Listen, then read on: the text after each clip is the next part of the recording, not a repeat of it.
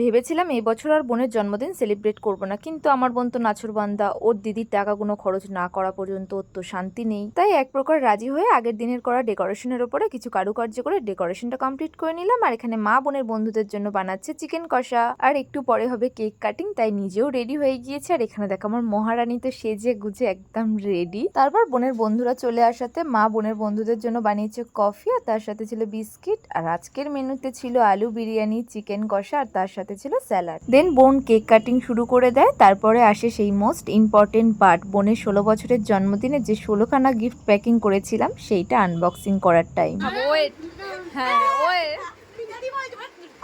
খোল ওটা পুরো।